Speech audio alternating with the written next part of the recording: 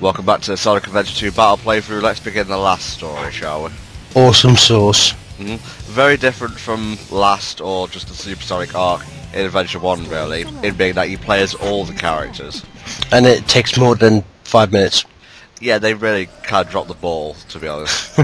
And also, because unlike, of course, in the Supersonic story, it does conclude the story, but it doesn't really tell you anything new. The last story in SA2 kind of really explains the whole story for you. It really explains Shadow, because without last story, Shadow's character just comes off as slightly like a bastard. But this story, this kind of explains why he's like that. Yeah, it takes place directly after Darkseid, doesn't it? Yeah, which I think you and me were having a conversation once about canonly, like who wins what, like who wins in the Tails and Eggman fight and who wins in the Sonic Shadow. I think canonly Tails has to win because we see Eggman pick up the final Emerald. That's true, yeah. But in terms of the Sonic and Shadow, I don't think it's really explicitly implied who wins that. It's more ambiguous, really. Yeah. I know Rouge is meant to be sounding slightly depressed there, but I don't think her voice actress is the best in this scene. Just kind of reading off a thing, really. It just sounds like her script had like a load of dots between the words. Now, you were saying something about how you hate this CGI. It disgusts me, to be quite honest. Well, this was made, what, 7 years ago, so CGI wasn't... At the time, this was probably one of the best looking CGIs you could have. And I like the fact that they gave the Muslims massively oversized nose. What's up with that? Racist bastards. What are they, fucking racist? I like, weren't you saying also the fact that they just to show us around the world, they have to show like Paris with the Eiffel Tower and London with Big Ben, because we possibly wouldn't know without seeing the Eiffel Tower, would we? Oh, Jesus Christ. I love Gerald's voice, it's just very, it commands the scene, really. Yeah. Oh yeah, and weren't you also saying that this scene is more poignant because of what happens after he finishes speaking? Here we go, he's going to say it now, let's all listen. Is there anything else you want to say? No. Ready? He was just put to death by a fiery squad, basically. Exactly, that's all. Well, but it kind of, I love that, but it kind of, like, who, if he was shot dead there, yeah, who programmed this, who programmed this to say that? Well, he could have put it on a timer or something. Yes. I love that Scott Dry gets really pissed off there as Knuckles, because normally throughout this game, like, he isn't so much like a bad voice actor, he just doesn't like show a massive range of emotion. But I love it there where he really lets loose. Now, how do you feel about Eggman being a sort of good guy in this little last story? In this game, as I said with Torch, I like it in this game because it makes sense, because literally, if they don't all band together, they're all going to die. So I was happy with it in this game because it worked. I just hated the fact that they kept bringing it in all the other games, like especially in something like Shadow. It makes no sense for Eggman to be there. That's true. You know what I just noticed? There's no, like, heat or movement outside the windows of the ship.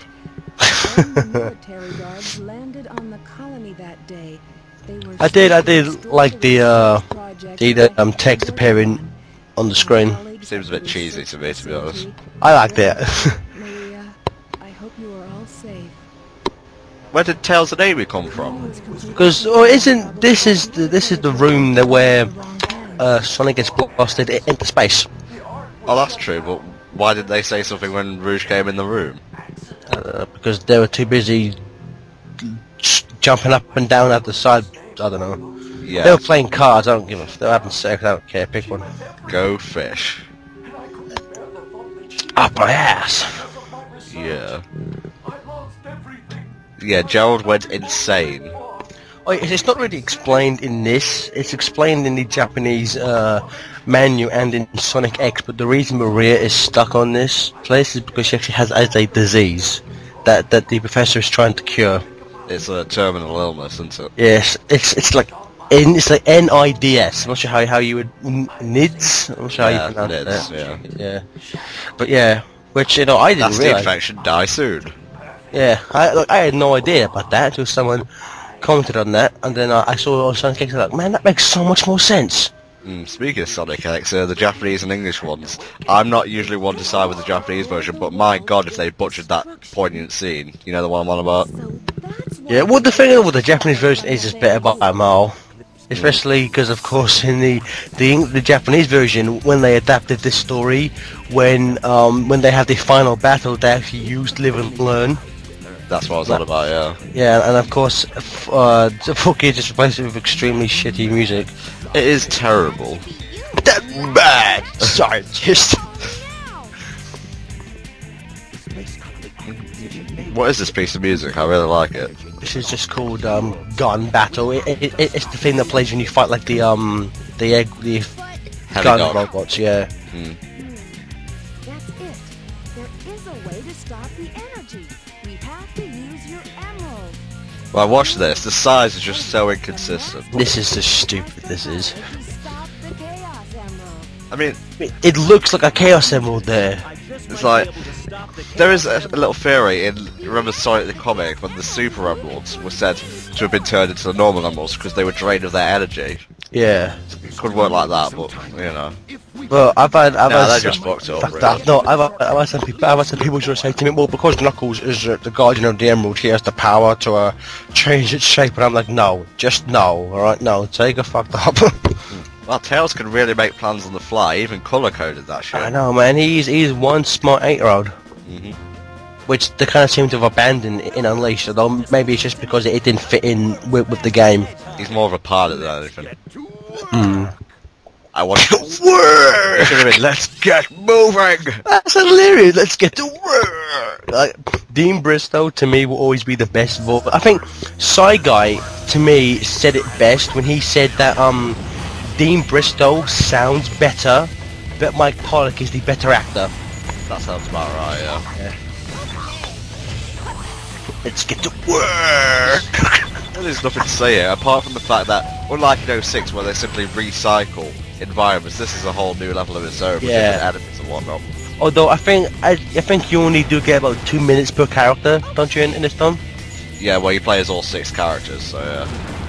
I thought you didn't play as a Shadow. Oh, that's right, you don't play as Shadow, but you do play as him at some point, but that'll be getting too much away.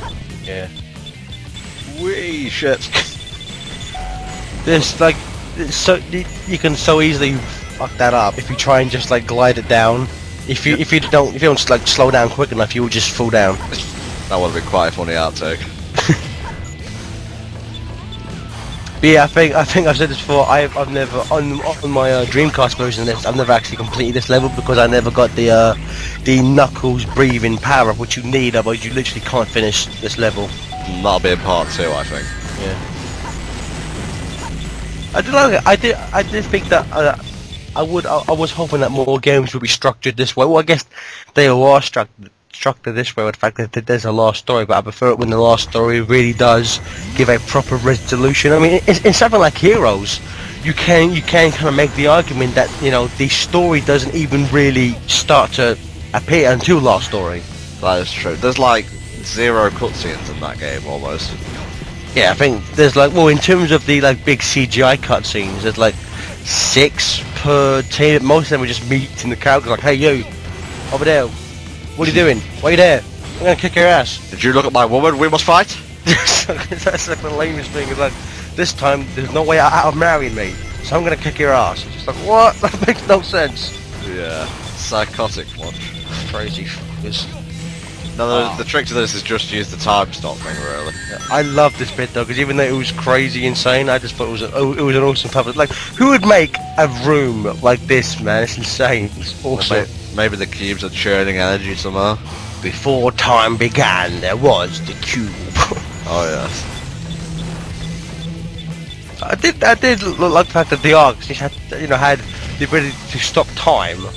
It's just like if they have this ability, why haven't they like mass marketed it for people? That'd be awesome. Maybe it was just another project that never came to be. That clock stopper's only not shit. Yeah. I hate the artificial chaos, I swear. Yeah, because it makes no sense for them to be on the ship. It's with the revelation of what we're going to see in, I think, part 3. It's one of the only things that I really don't like about this game. because it makes no sense for those chaos monsters to be here. Because And of course, also the long range attack is what pisses me off. I was meant to believe Chaos has been stored in the Master Emerald since the time when he, when he completely murdered that Echidna tribe. So why, they have Chaos prototypes on this arc make literally no sense. Oh well, what are you gonna do? Please join us in part 2 of Last Story for Rouge's level and the rest of them. See you later. And rage!